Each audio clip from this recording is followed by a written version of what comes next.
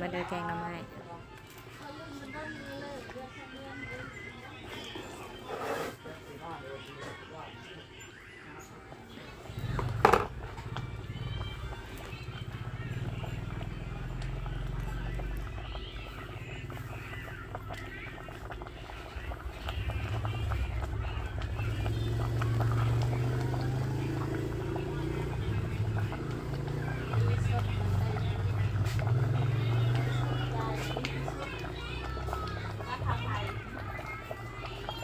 หลายคนนะแกเราว่าดีสุดได้เงินสดได้นะดีที่สุดบางคนโอนหนูว่าบ่เห็น นั่นเลยว่ะ